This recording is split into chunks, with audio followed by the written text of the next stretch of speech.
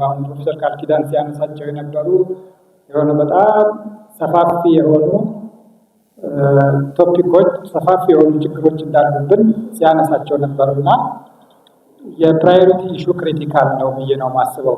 ሁሉንም ነገር በአንድ ጊዜ ልንደርስ አንችልም። ማሻአላህ ተጀምሯል፣ ጀምረናል። ግን ፕራዮሪቲ መስጠት እያንዳንዱ የምንሰራቸው ስራዎች በተለይ ለፕሮፌሽናል አሶሲዬሽኑ ጭምር ነው። ይሄ ደግሞ ሬሌቫንት የሚሆነው ለፕሮፌሽናል አሶሲዬሽኑ ነው የሚሆነው። የመጀመሪያው ስራችን የሚሆነው ያው ፕራዮሪቲ በምናደርግበት ጊዜ ስራዎቹ ምን ያህል አስቸኳይ ናቸው፣ ምን ያህል ኢምፖርታንት ናቸው።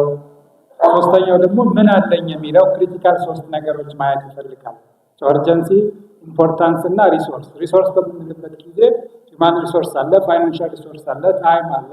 እነኚህን ነገሮች ባማከለ መልኩ ዘንድ ስራዎቹ ኢምፖርታንት በምንልበት ጊዜ የግድ መሰራት አለበት፣ ቢሰራ ጥሩ ነው ወይም ምንም አይደለም የሚሉ ነገሮችን ነው። ስለዚህ እንደ ፕሮፌሽናል አሶሲዬሽን የመጀመሪያው ስራ መሆን አለበት ብዬ ማስበው የምንፈልጋቸውን ነገሮች ፕራዮሪታይዝ ብናደርጋቸው ጥሩ ነው ብዬ ነው ማስበው። አንደኛው የትኛው ነው አርጀንትና ኢምፖርታንት።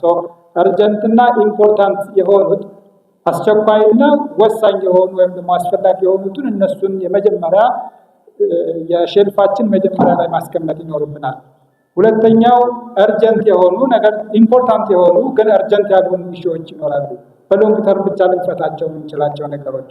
እነሱን ደግሞ በታይም በምናስቀምጥበት ጊዜ እነሱን ማሳደር እንችላለን፣ ስኬጁል ማድረግ እንችላለን። እነኚህ ነገሮች ለነገ ይሁኑ ብለን ማስቀመጥ እንችላለን። እርጀንት ሆኖ ግን ያን ያህል ኢምፖርታንት ያልሆኑ ደግሞ በተለይ ሊደርሺፕ ላይ ያለን ሰዎች እነኚህ ላይ ዱዌል ማድረግ ብዙ ያለብን አይመስለኝም። አርጀንት ነው ግን ኢምፖርታንት ካልሆነ ዴሊጌሽን መልመድ አለብን። አርጀንትም ኢምፖርታንትም ያልሆነውን ነገር ደግሞ ከሊስታችን ማስወጣት ይኖርብናል ብዬ አስባለሁ። እነኚህን በምንሰራበት ጊዜ ክሪቲካል ነገሩ አሁን ታይም፣ ቅድም ሪሶርስ ስንል ታይም ነው አንደኛው በጣም ወሳኙ ነገር።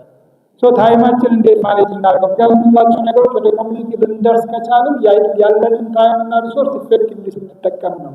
አንድ ትልቁ በእኛ ኮሚኒቲ ላይ የምናየው ታይም ማኔጅመንታችን እጅግ በጣም ደካማ ነው። እንግዲህ ማንንም ብለን ለማድረግ አይደለም፣ የዛሬ ውሏችንን እንየው። ምናልባት አንዳንዶቻችን 2 ሰዓት ትነግሩናል፣ አንዳንዶቻችን 3 ሰዓት ፕራክቲካሊ የጀመርነው ሜቢ 4 ሰዓት ከምናምን ከሆነ በኋላ ነው፣ 4 ተኩል ነው የጀመርነው።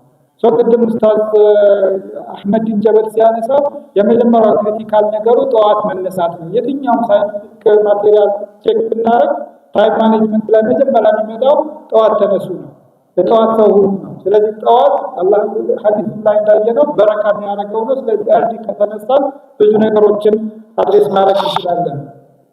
ሁለተኛው ቅድም ባልነው መልኩ ስራዎቻችን ፕራዮሪታይዝ እናድርጋቸው።